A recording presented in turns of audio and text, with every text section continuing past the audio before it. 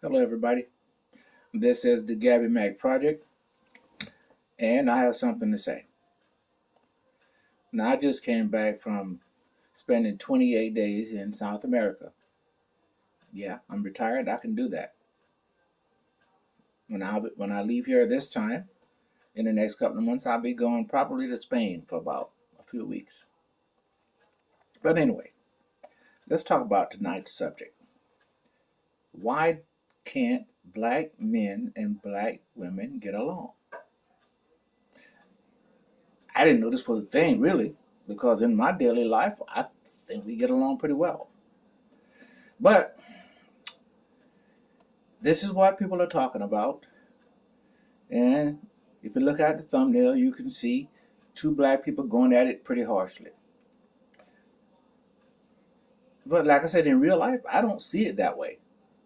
But social media uses these worst illustrations of ourselves as entertainment. Not to me, but controversy sells, and it gets the eyeballs on social media platforms. And like we all know, a lot of you are just like that empty wagon. The more outrageous you are, well, that's entertainment. But to the less informed. But this is reality. It's like the Jerry Springer and Maury Povich shows on steroids. But the bigger question is, how did we get here? You know, it hurts me deeply when I see a black couple going at it in public. It breaks my heart. And it breaks my heart for several reasons. But the paramount reason is that at the end of the day, all we have is each other. And it's been that way for eons. And it's going to be that way after I'm dead and gone and after you dead and gone. Now, my position is that a lot of the shortcomings in our community, relationship wise, are a direct result of our history in America. Now, some people try to downplay this and pretend that history doesn't have any relevance anymore as far as how we are today. I totally disagree. Totally. Now, after all, we've only been free for about 150 years, but we were slaves for over 200 years. 200 years. Now, can you imagine how much damage can be done to the human spirit during 200 years of brutal, inhumane treatment? I truly doubt if our modern black folks could have survived during those traumatic times. I'm not a social scientist, but I believe it's fair to say that we still suffer as a collective people from that era of involuntary servitude. And I believe that what our forefathers endures has had a lasting impact on the black race in America. Let's talk about it. Now, can you imagine what it must have been like to go from being a free person in Africa to being chained up, beaten, castrated, mutilated, and dehumanized in so many different ways? It had to affect you mentally. And it's my position that that psychological damage has been passed down through the ages. But let's talk about the experience,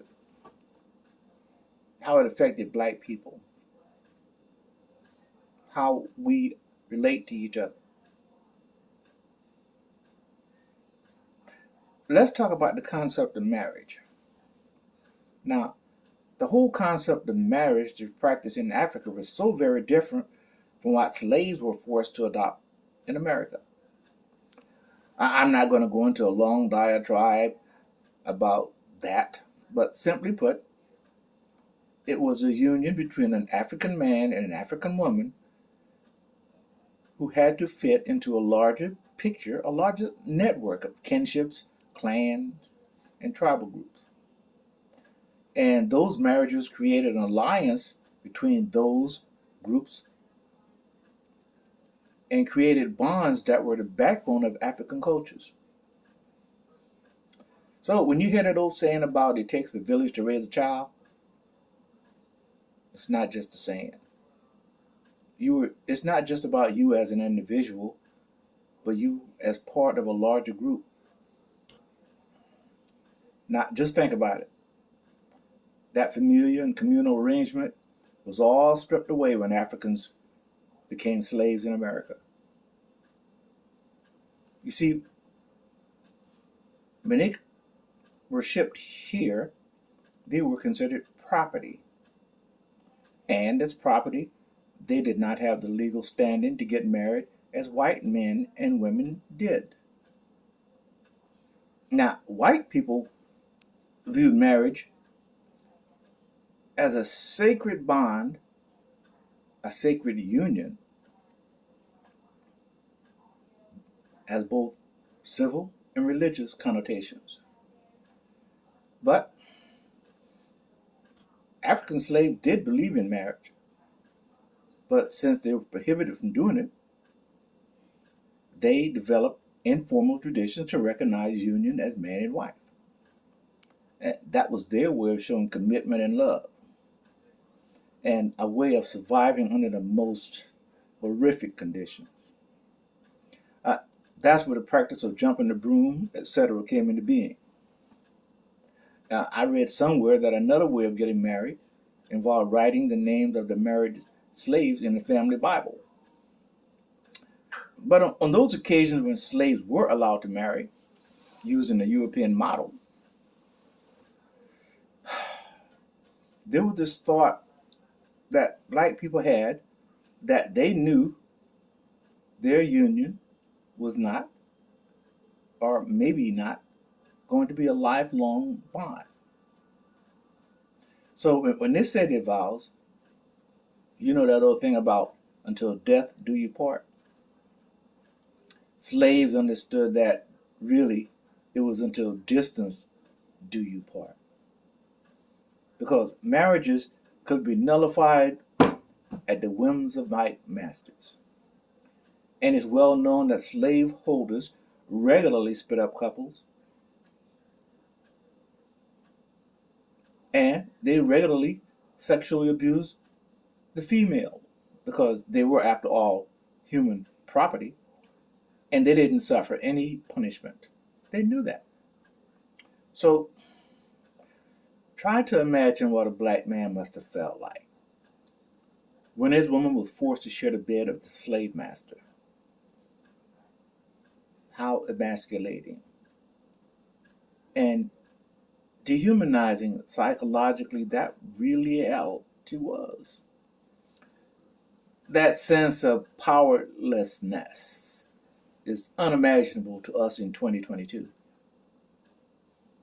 And heaven knows what the black female must have felt like to be violated, degraded, and see her man unable to protect her. You see, enslaved men could be removed from their families and communities just like that. So that relegated the black man's function in the family to more biological than social or financial. I mean, how can you establish and maintain the family dynamics when the man could be removed at a moment's notice? I mean, how could a woman rely on her man? She couldn't.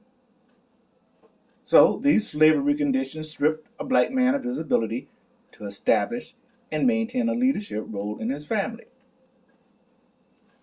But even after slavery was abolished and blacks could marry legally, at least in theory,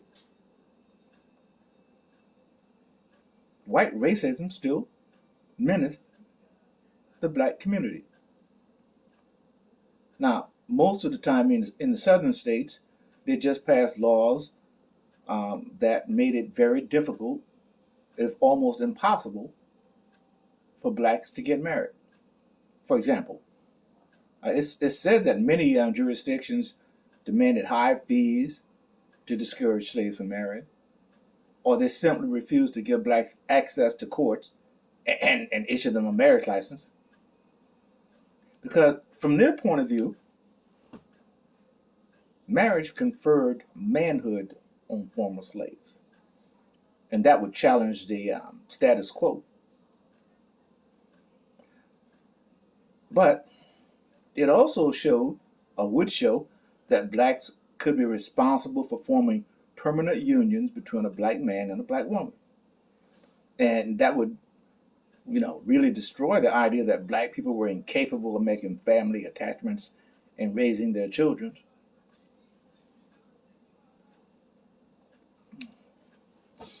But needing each other did not mean that these free black women felt the introduction of patriarchy in their society was a good thing. After all, weren't we all, men and women, slaves prior to 1865? So you got to remember that America was still basically an agrarian society, and most blacks lived in rural communities, and the land was still owned by white people. And these white people were reluctant to sell land to blacks. So they set up what I call a pseudo-slavery arrangement with black men. And they set it up to mirror their practice of patriarchy. Now, free black women were not able to enter into contracts with these white men. So, to survive, some of them were compelled to marry men, black men, they did not love. And of course, this caused resentment. Now, women who were single, divorced, or widowed went to the cities to become household caretakers, maids, etc., etc. And the pervasiveness of tendency in the postbellum South had countervailing effects on marriage between African Americans. You see, Tennessee placed severe constraints on American women's ability to find independent agricultural work.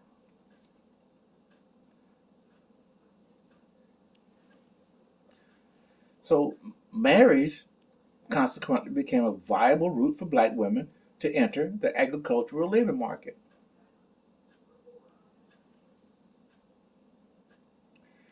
So 50 years on, the Industrial Revolution was taking shape, and the prospect of a better life caused a huge migration of black people from the South to head to the Northeast, Midwest, and West. However, what they found was that they would be relegated to the poorest and unhealthiest neighborhoods and would be barred from all kind of employment except menial jobs. Females primarily brought in the most money. Now, how do you think that make a man feel? But during this time, which was called the Great Migration, approximately 6 million black men and women headed north, east, west for a better life. Now, when the First World War started and white men were sent off to fight, blacks were given opportunity to work in non-agricultural jobs.